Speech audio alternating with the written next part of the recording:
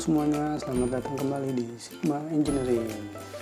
Nah, pada kesempatan kali ini, di video kali ini saya tidak sendirian, karena seperti yang sudah kalian lihat di awal video tadi, kali ini saya berkolaborasi dengan salah satu sekolah yang ada di daerah Bogor, yaitu sekolah saya juga dahulu, yaitu Sekolah Menengah Kejuruan Negeri 1 Cibinong, yaitu SMK 1 Cibinong yang berada di Jalan Karadenan dan memiliki sebutan gaulnya itu Rampak ya. Oke. Nah, di sini juga ada yang baru, yaitu saya mengedit kursor saya menjadi lebih besar dan berwarna. Ini juga saya dapat masukan dari salah satu guru saya di SMK 1 Cibinong, yaitu yang bernama Pak Martono. Terima kasih sebelumnya untuk Pak Martono atas masukannya agar video saya ini lebih jelas dan lebih baik ke depannya ya. Oke, lanjut aja yuk, kita bahas. Yang pertama, di video kali ini saya akan membahas tentang template-template yang ada di Autodesk Inventor. Apa aja sih template-template yang ada di Autodesk Inventor? Seperti apa kegunaannya? Seperti apa fungsinya? Seperti apa fitur-fiturnya? Dan bagaimana contoh dari produk-produknya? Ini semua akan kita bahas di video kali ini. Yuk, langsung aja kita buka software Autodesk Inventor kita. Nah, kita sudah masuk ya di beranda dari Autodesk Inventor kita, seperti di video sebelumnya ya. Kemudian kita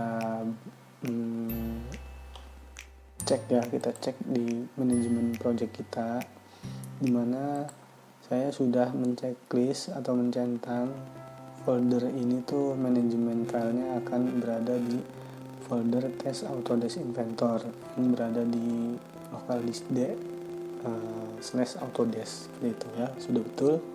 Kita bisa lanjut lagi ke yang selanjutnya, yaitu pembahasan untuk template yang ada di Autodesk Inventor. Kita tinggal ke pojok kiri atas, klik new.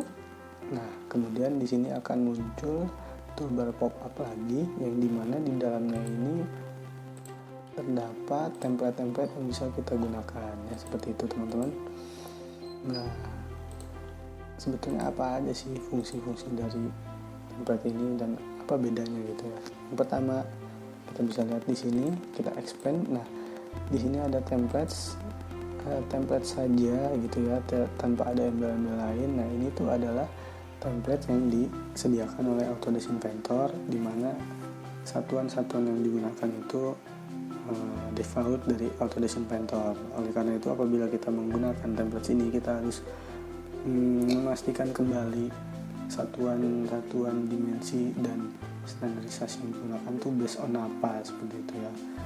Dan ini sebetulnya saya tidak prefer ke sini karena bisa mempengaruhi ke gambar kerja kita nanti. Oke, lanjut lagi ke ada template dari English. Nah, English ini seperti yang teman-teman tahu ya, menggunakan satuannya itu imperial, standar dari Inggris sendiri ya. Jadi menggunakan inci, kemudian feet, kemudian pound ya, satuan-satuannya seperti itu. Beda dengan satuan yang biasa kita gunakan. Sedangkan satuan yang biasa kita gunakan berada di template metric, dimana di dalamnya itu terdapat satuan milimeter dan juga din. Mengapa ada dua? Karena din ini standar dari Jerman ya, yaitu Dutch International. Nah, di sini tuh dari Belanda juga, dari Jerman ini menggunakan satuan milimeter. Jadi sama seperti standar ISO, kemudian JIS juga ya, milimeter kita memakainya. Kemudian di template yang terakhir adalah template dari Mode Design. Jadi ini template ini dikhususkan hanya untuk merancang desain mode saja, seperti itu. Nah, oleh karena itu satuan yang kita gunakan adalah milimeter, Jadi kita lebih fokus di satuan template yang metrik ya teman-teman. Oke, kita bahas aja satu persatu langsung yuk. Nah, di sini ada banyak sub bagian yang bisa kita gunakan ya, fitur-fitur dari Autodesk ini. Yang pertama itu kita expand di bagian part. Di sini ada judulnya itu part create 2D and 3D objects. Nah, apa sih kegunaan template dari parts ini? Template ini digunakan untuk membuat part atau objek yang berupa single objek dengan satuannya milimeter tentunya ya, karena satuan kita adalah metrik. Nah, kemudian kalau teman-teman lihat juga di sini ada dua bagian juga ya, dua tipe. Apa itu? Yaitu tipe standar, kemudian ada tipe sheet metal. Jadi apabila kita menggunakan template standar, bentukan-bentukan yang kita dapat buat tuh ya bermacam-macam, seperti misalkan untuk valve atau poros berulir, terus laher seperti itu dan macam-macam ya. Namun apabila kita menggunakan template sheet metal, ini digunakan hanya untuk khusus pengerjaan plat ya, seperti proses bending, kemudian punching, kemudian ada proses pengeborannya juga, seperti itu. Itu perbedaan yang ada pada template part gitu teman-teman ya. Oke, kita lanjut lagi. Di part itu kalau kita udah selesai bikin suatu produk kan biasanya kita rakit ya. Nah, proses perakitan ini kalau di Inventor berada pada template assembly. Bisa kita lihat dulu di sini terdapat 3 perbedaan ya. Yang pertama standarnya yaitu ada milimeter dan din. Kemudian yang kedua itu ada template-nya itu dibagi menjadi template standar, kemudian ada template untuk welding, dan juga yang terakhir ada template untuk desain gitu ya. Jadi apabila kita menggunakan template standar, kita dapat merakit benda-benda yang telah kita buat pada template part sebelumnya seperti itu, dan itu tidak ada proses yang lain. Jadi proses pengikatannya itu menggunakan elemen-elemen pengikat seperti baut, kemudian mur, snap ring, kemudian o-ring dan sebagainya macamnya ya. Namun apabila kita menggunakan template weldment, ini ada fitur-fitur tambahan karena proses perakitannya nanti mungkin akan dilakukan dengan pengelasan gitu ya, seperti ada fillet weld, butt weld, U-joint dan lain-lain. Kemudian yang selanjutnya ada template untuk desain. Nah, ini khusus perakitan untuk merancang mold ya, seperti itu. Oke. Nah, untuk proses assembly-nya template-nya seperti itu ya teman-teman penjelasannya. Kita lanjut lagi ke template drawing. Nah, drawing ini sendiri pun dibagi menjadi dua tipe file yang berbeda, yaitu tipe IDW dan tipe DWG seperti itu. Apa sih perbedaannya? Itu perbedaannya ini digunakan apabila yang template-nya berakhiran ekstensi .idw ini hanya dapat digunakan dan dapat dibuka di Autodesk Inventor saja. Dan berbeda halnya apabila template yang ekstensi filenya belakangnya adalah DWG, otomatis file ini dapat dibuka di Inventor maupun di AutoCAD seperti itu ya, karena kita tahu sendiri AutoCAD itu ekstensi filenya yaitu .dwg ya teman-teman ya. Nah, kemudian yang selanjutnya itu dari standarisasi. Yang pertama ada standar ISO, kemudian standar DIN dan juga ANSI. Kemudian kalau bisa kita lihat ada GB dan GOS juga ya. Ini sebetulnya saya jarang memakainya karena yang sering dipakai adalah ISO maupun ANSI ya, seperti itu. Ini hanya masalah standarisasi saja ya teman-teman, tinggal kita sesuaikan sesuai dengan kebutuhan kita masing-masing. Oke. Lanjut lagi, yang terakhir ada template untuk presentasi. Apa sih template presentasi ini, digunakan untuk apa? Template ini dibagi menjadi dua juga, ada standar DIN dan volumetric ya. Nah, template ini fungsinya digunakan untuk proses simulasi perakitan yang kita buat di assembly ini. Bagaimana tahapan-tahapan yang dilakukan. Jadi proses inilah disassembly seperti itu ya, biar agar kita mengetahui, dapat kita lihat di sini, agar kita dapat mengetahui tahapan-tahapan dalam proses assembly yang kita lakukan tuh apa saja, urutannya bagaimana, seperti itu ya. Oke, biar lebih jelasnya kita bisa langsung masuk aja ke salah satu dari semua template ini ya. Yang pertama kita ke template part. Kebetulan saya sudah membuka template part tersebut, dan nah ini adalah contoh dari hasil template part yang saya gunakan ya. Ini adalah salah satu bentuk poros berulir di mana objek ini adalah 3D ya. Jadi itu yang telah saya jelaskan di awal sekali. Inventor ini based on 3D parametric. Jadi yang kita kerjakan adalah 3D dulu, seperti itu ya. Nah, ini dia hasil dari template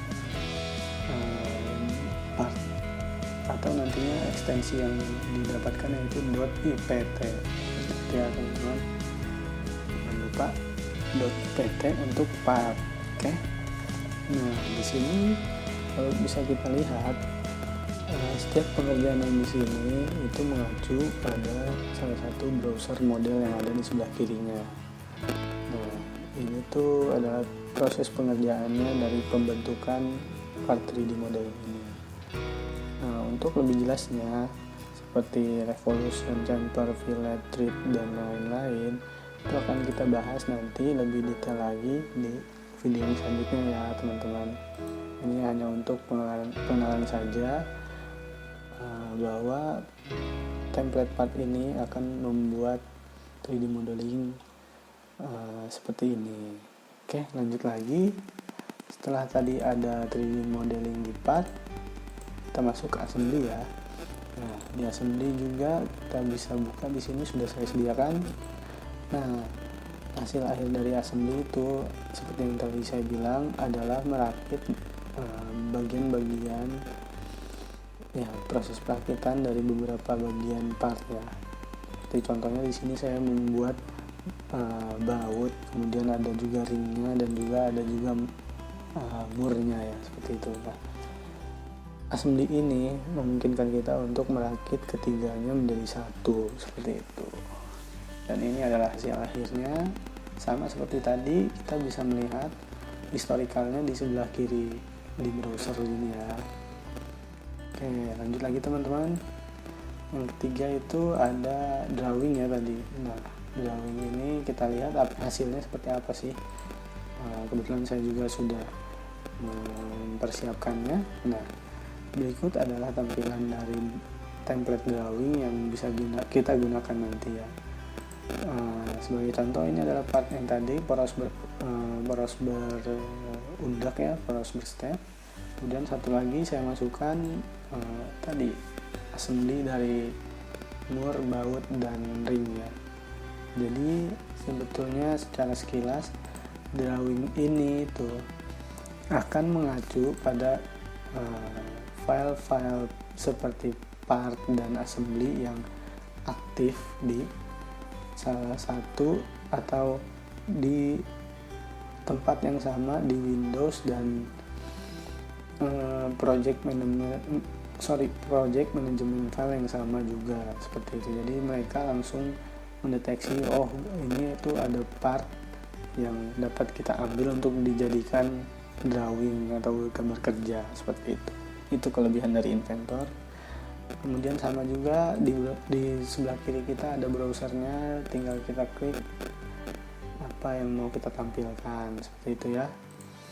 Kemudian yang selanjutnya, yang terakhir yaitu presentation. Nah, presentation ini contohnya hasil akhirnya adalah seperti ini teman-teman. Seperti yang telah saya jelaskan tadi, untuk mempresentasikan bagaimana cara kita atau tahapan kita merakit suatu assembly seperti itu ya. Kita ambil contoh ini, ada baut, ring, dan mur. Nah, ini sudah saya pisah. Bagaimana simulasinya? Tinggal kita klik di sini, kita mainkan. Nah, ini dia proses pencopotannya ya. Nah, bagaimana apabila kita ingin menyambungkannya kembali, merakit kembali, tinggal kita klik yang sebelah sini. Nah, ini prosesnya itu ring terlebih dahulu, kemudian habis itu adalah murnya, seperti itu. Nah, ini adalah hasil akhir dari template presentation. Gimana teman-teman penjelasannya? Cukup mudah bukan? Sepertinya sudah mulai tertarik ya. Nah, tetap bersama Sigma Engineering ya, jangan kemana-mana, oke?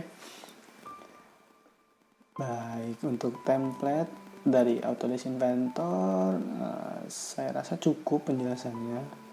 Kita ulas sedikit lagi ya. Yang pertama, di template part yang akan kita dapatkan yaitu 3D modeling dengan extension file yaitu .ipt. Kemudian di template assembly yang akan kita dapatkan yaitu proses perakitan part-part yang nantinya extensionnya yaitu .iam. Yang selanjutnya adalah template drawing, di mana ini template berguna untuk memasukkan part atau komponen maupun assembly yang telah kita kerjakan, dan nantinya akan mendapatkan extension file berupa .idw. Dan yang terakhir, template presentation kita gunakan untuk simulasi presentasi dari proses perakitannya, dan ekstensi yang akan kita dapat di akhir yaitu .ipm. Seperti itu teman-teman penjelasan untuk template yang ada di Autodesk Inventor. Oke, sekali lagi saya berterima kasih untuk guru saya Pak Martono di SMKN 170. Mudah-mudahan video ini dapat membantu teman-teman semua yang keadaannya lagi learn from home ya, jadi belajar dari rumah karena sedang wabah COVID seperti ini. Diharapkan teman-teman dapat mengikuti dengan baik, sehingga apabila nanti sudah normal kembali COVID-nya, teman-teman tinggal menerapkan dan mengaplikasikannya saja di lab perancangan yang ada di SMKN 1 Cibinong. Oke, sekali lagi terima kasih sudah menonton video ini. Tetap bersama Sigma Engineering untuk terus update video-video yang selanjutnya. Terus support channel kami. Jangan lupa like, share, dan subscribe. Oke, terima kasih.